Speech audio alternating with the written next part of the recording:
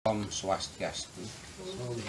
Umat Sedharma, dimanapun berada dalam kesempatan yang sangat baik pada hari ini, saya ingin mengungkap rahasia kehidupan setelah mati.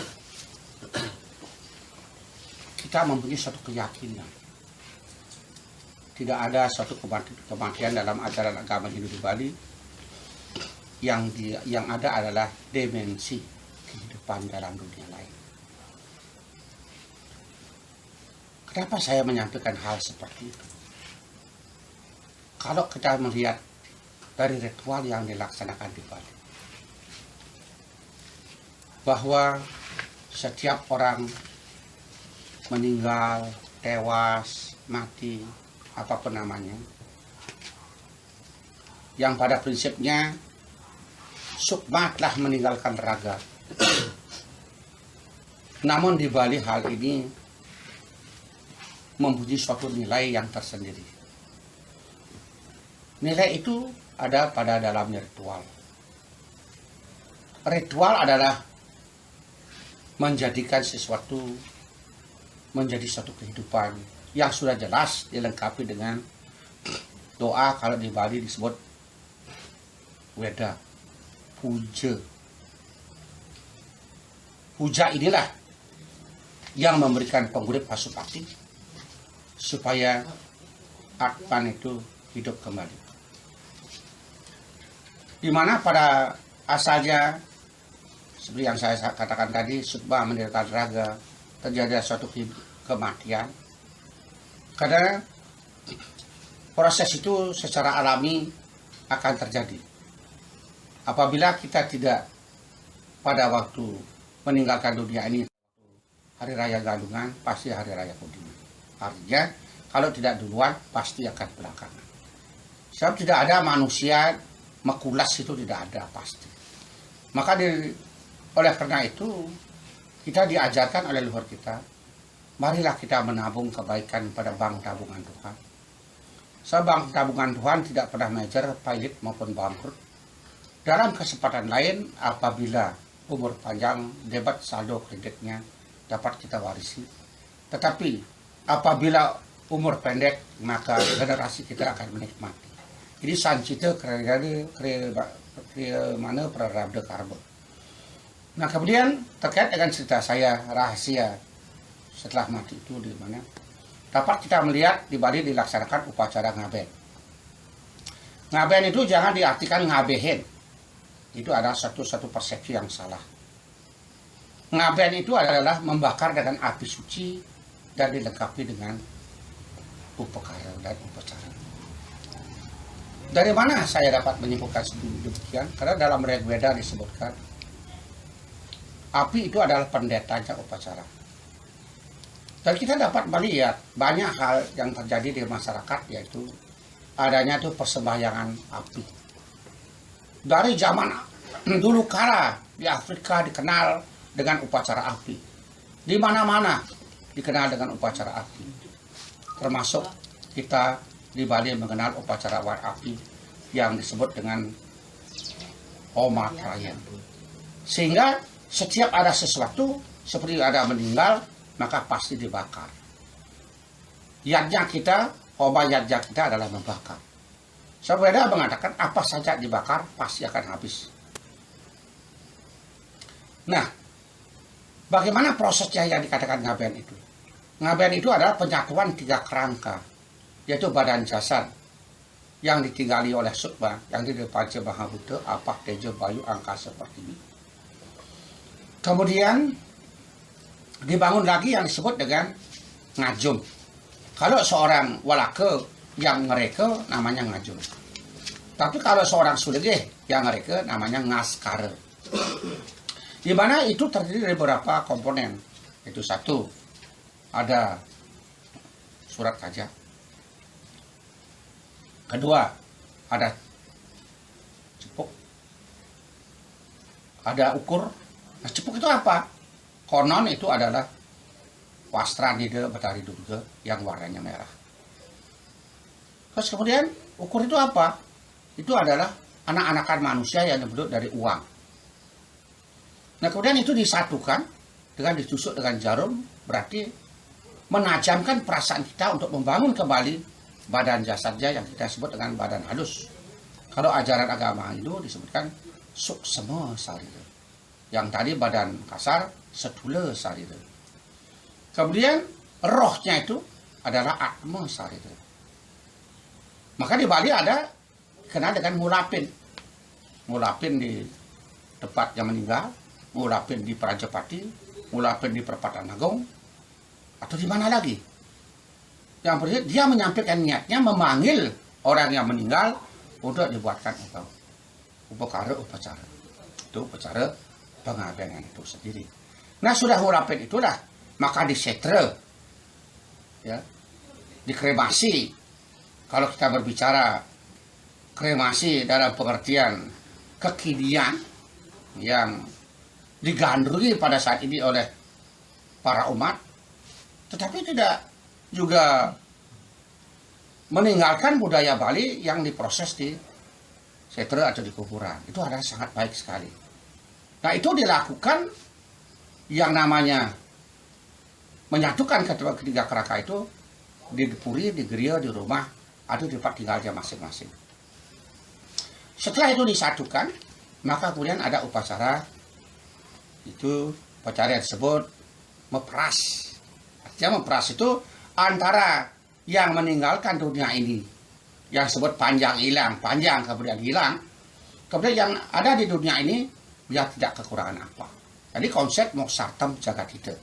Tadi yang kembali supaya betul-betul moksartam, yang tinggal di dunia ini sebagai generasi betul-betul jagatita. Itulah tujuan daripada agama Hindu dalam pengertian pemerasan itu sendiri. Kemudian ada upacara mepegat, supaya jangan sampai kita ada mengangan-angan. Sebab beberapa mitologi yang mengatakan, apa kita sampai meneteskan air mata, itu adalah membuat roh itu akan tidak ikhlas meninggalkan dunia ini. Maka oleh karena itu, apabila kita tertimpa hal seperti itu, harus jangan sampai meneteskan air mata. Dan kemudian juga, orang Bali juga mengenal, setiap ada upacara pengabenan, kita bisa melihat di situ ada gong, ada bel ganjur, kadang-kadang ada angklung, kemudian ada wirama. Nah, itu maksudnya apa? Bahwa mereka itu mempunyai rasa gembira, bahkan memaklumi bahwa dia kembali dengan baik, dengan sempurna. Kalau kita katakan sedih, ngapain harus pakai gong? Ngapain harus pakai angklung? Ngapain harus nyanyi-nyanyi mengantar mayat?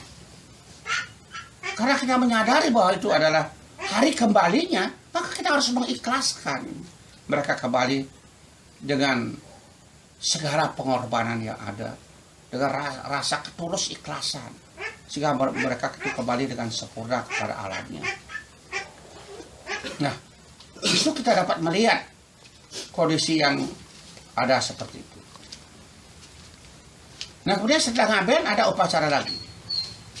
Itu upacara mamukur. Mamukur itu bagaimana? Terukur sampai di mana kondisi daripada Atman itu untuk mereka bisa menempatkan posisinya sesuai dengan karmanya menjadi Pitara Dewa.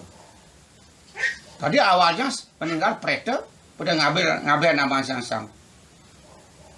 sang Pitara, kemudian bukur namanya Sang Pitara Dewa, dan seperti sekarang ini yang namanya Meledia namanya Sang Dewa Pitara. Karena kita di Bali memuliakan leluhur kita sangat penuh rasa hormat. Seperti bagaimana disuratkan dalam Ramayana. Bukankah Sang Dasarata itu sangat memahami Weda, Waruh Dasareng Weda? Tarmalupang Pitra Puja tidak pernah melupakan bakti para leluhur. Bakti ring dewa, sangat awat para istadewata. Asih tua suku kabeh, maka masyarakatnya akan sangat mencintai. Kalau kita dengan apa yang kita lakukan pada keyakinan yang kita lakukan sebagai Fitra Yadja ada Adiwa-Dewa itu. Karena kita punya keyakinan bahwa leluhur kita adalah hidup tidak mati. Dalam kehidupan inilah beliau kita stanakan yang disebut dengan Nilapati, dilinggihkan di Betari Angguru. Dalam tingkat Ngaben itu beliau hanya ditaruh di Balai Delot yang disebut dengan Ngaturang Sodang. Kemudian kalau masih di Setra, kita ada Ngaturang Punjung. Nah kalau sudah dia mengukur, ya kita Ngaturang Sekasidan, Cadang Sekar sesabat sehari, karena sifatnya sudah mulai meninggi, mulai menghalus dan sebagainya. Jangan sampai pada waktu Galungan dan Kuningan kita punya leluhur yang sudah ada di Betari Angguru, sudah memukul, sudah ngeligiang, tetapi kita tetap masih Ngaturang Punjung di Bali. Nah ini kita mendiskreditkan leluhur. Kita tidak percaya apa yang kita lakukan.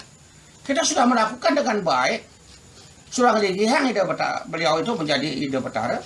Kok kita kembalikan menjadi sang Preto? Orang beliau sudah menjadi sang Pitara Dewa, bahkan Dewa Pitara, kita kembalikan sang Preto atau kita kembalikan menjadi sang Pitara. Apakah itu tidak dosa? Satu hal yang tidak dipahami dengan baik, bahwa hanya mengatakan nak mulak itu.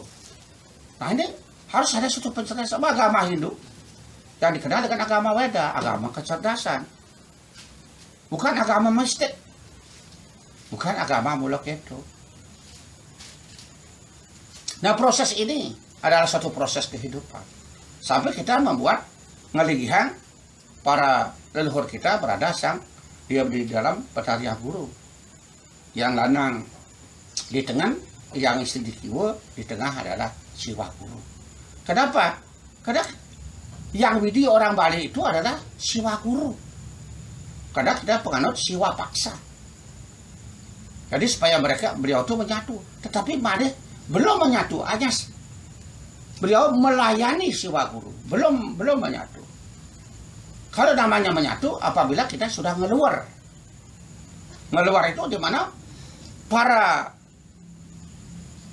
Dewa Pitara itu atau Pitara Dewa itu sudah menyatu menjadi kepada Siwa Guru dalam konsep moksata nisitah iki nisrayasa, bahwa terjadi suatu moksah yang abadi menyatu kepada Siwa Guru dalam rangkaian ritual.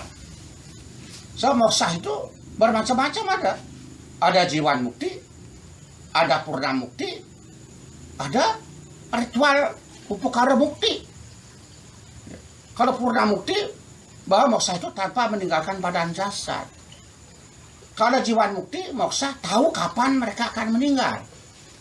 Apa besok, ada 2 hari, atau 3 hari, apa sebulan, dia sudah bisa nyangoni dirinya, menyiapkan dirinya. Kalau dengan upakara dia moksa, di mana usaha daripada generasinya menjadikan yang terbaik, termulia. Ya. So betul-betul dari perasaan para generasinya itu meyakini bahwa beliau itu sudah menyatu dengan yang mati. Jadi tidak ada suatu kematian dalam ajaran Hindu di Bali. Yang ada adalah kehidupan. Dan oleh karena itu tidak harusnya kita membiarkan kita punya leluhur tidak diadakan suatu motif pagrastiti atau penyupatan supaya beliau menjadikan yang terbaik. Di mana dalam Astadasapawa disebutkan, yaitu sang Kadru dan sang Winata, dia bertaruhan. Mbok sang Winata, kuda yang namanya Usreng Serawu itu putih mulus, apa ada hitamnya? Dijawablah oleh sang Winata, bahwa kuda itu adalah putih mulus, tidak ada cacat. Tapi sang Kadru mengatakan itu ada hitamnya. Ya kalau itu mari kita taruhan. Siapa yang kalah, dia yang menghamba. Nah, kemudian sang Kadru memuji sang naga siung. Kemudian dengan suatu kecerdasan daripada sang Kadru, Wibeke yang dia miliki, kemudian diperintahkan sang naga Tatsaka. Hei, engkau sang naga Tatsaka, coba engkau jilati kaki kuda itu biar hitam. Mohon maaf ibunda, dosa yang saya akan lakukan seperti itu. Oh, kok perintah orang tua sebagai guru paka kamu tolak? Karena kamu berani kepada perintah orang tua, saya kutuk kamu. Nanti pada yadnya Sarpo sang Jana Wijaya, biar kamu terbakar. Ampun bunda, saya akan laksanakan. Tetapi perkataan sudah jatuh, baru dia melaksanakan. Menjilat kaki sang Usrensrawa menjadilah hitam. Begitu waktu yang sudah ditentukan untuk melihat, ya betul saja kaki kuda Usrensrawa itu hitam, bukan lagi yang mulus. Maka sang Winata menghamba mengembalikan 1000 ekor naga. Bayangkan saja mengembalikan 1000 ekor naga yang luar biasa ke sana kemari. Mungkin saja makanya manusia ini mau udang ini adalah di dalam kepala inilah 1000 ekor naga itu ada. Yang perlu kita isi udang, kita ikat supaya bisa terarah, ya, supaya betul-betul mengarah pada arah sasaran yang benar. Kalau saya boleh berasumsi seperti itu. Nah kemudian akhirnya sang Winata lahirlah anaknya sang Garuda.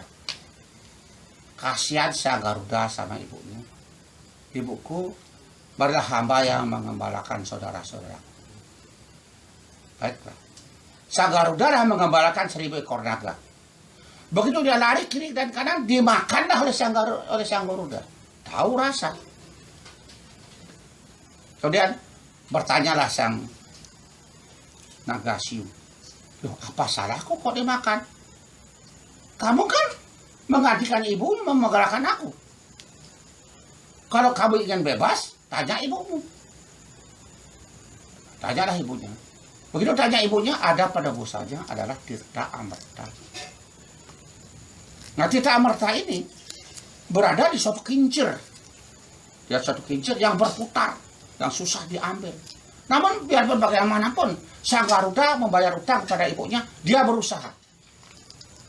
Cepat cerita, akhirnya sang Garuda mendapatkan Tirta Amerta dari Dewa Wisnu. Diberikanlah kepada saudara-saudara sang naga siung, tetapi dengan catatan boleh diminum setelah mandi dulu. Begitu diserahkan, diterima, terus dia mandi, datanglah Betara Wisnu, diambil. Penebusan sudah selesai, dan kemudian Betara Wisnu dapat memiliki kembali. Tapi tetesan-tetesannya ada jatuh di pohon alang-alang, dijilati oleh para naga, maka konon lidahnya menjadi pecah dua. Dan sifat daripada ular tidak ada mati, karena ular itu adalah mekulas seperti itu. Nah kemudian bagaimana selanjutnya? Ada suatu pemahaman bahwasanya dari cerita itu sang Jana Wijaya mengadakan homa karena sang Parikesit dipatuk ular. Maka marahlah dia. Marahnya dia, kenapa dia sampai dipatuk ular?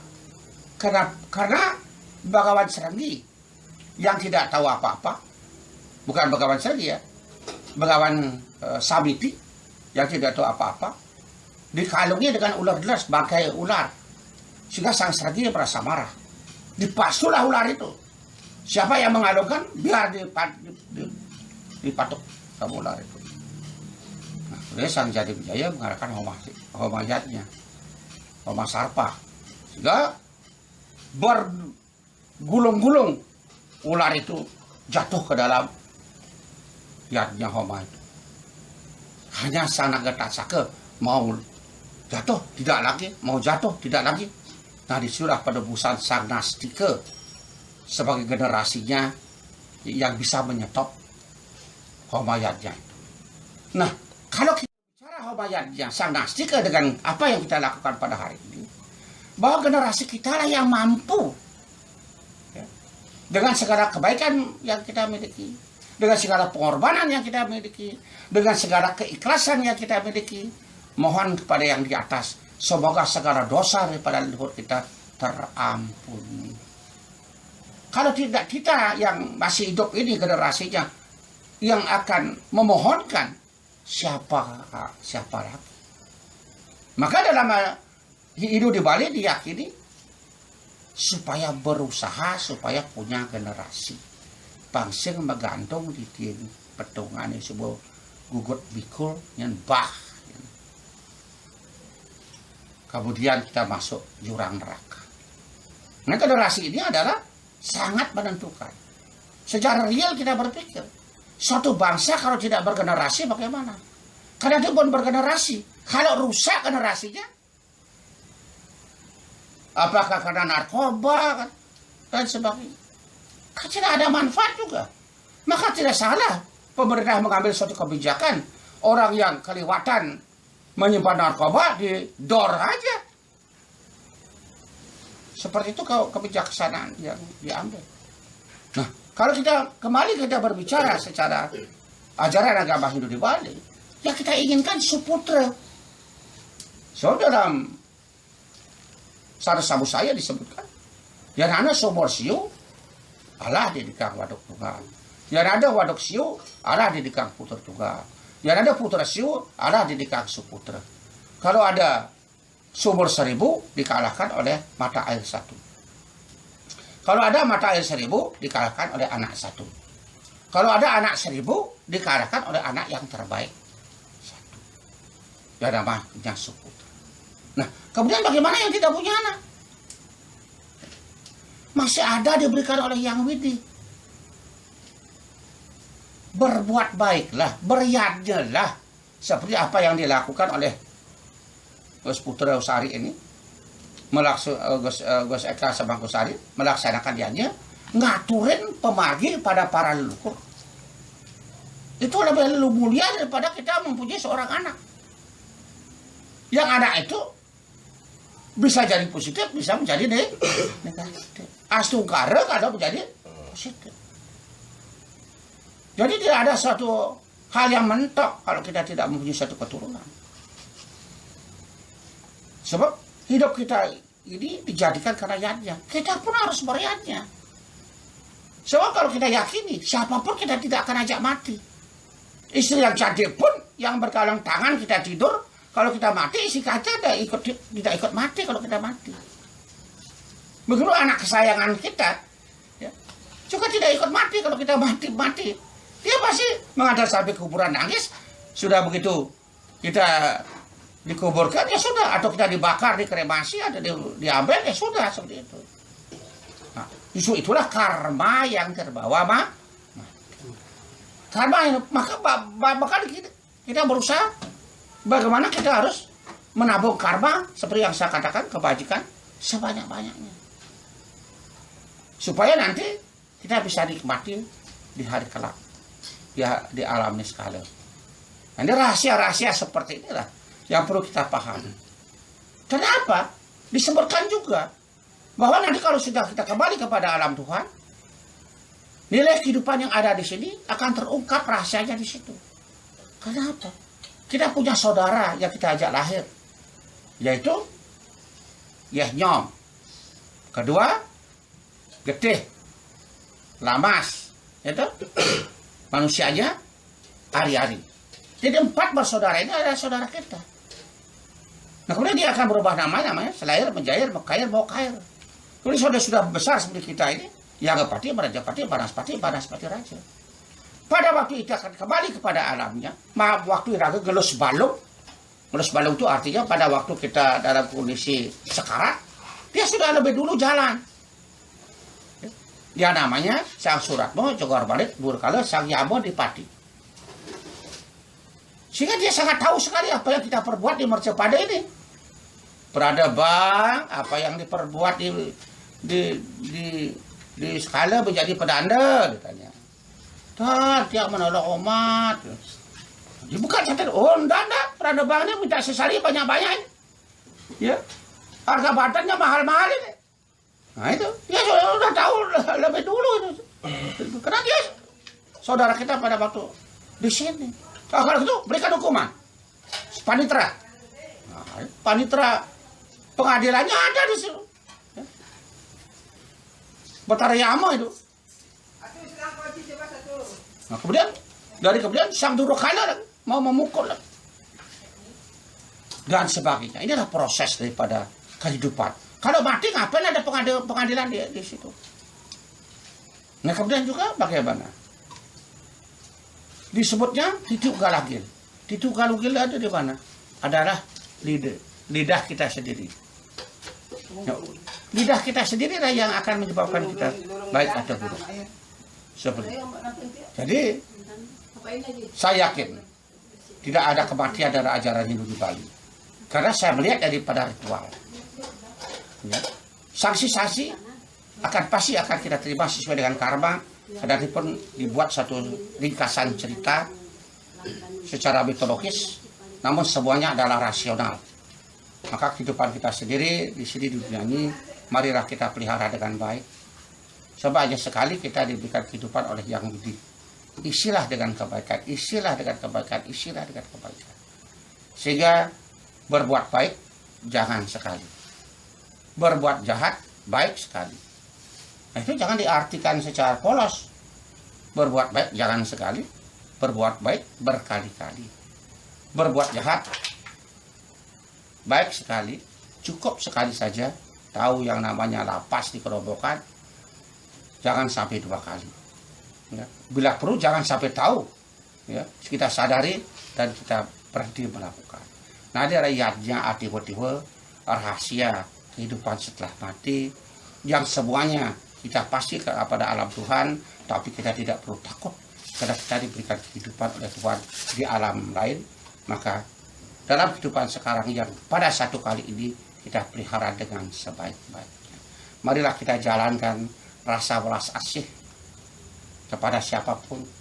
Mari kita lakukan rasa peduli kepada siapapun. Mari kita laksanakan rasa saling mengisi pada siapapun. Bahwa kita semuanya adalah bersaudara. Kata saudara itu adalah sedarah.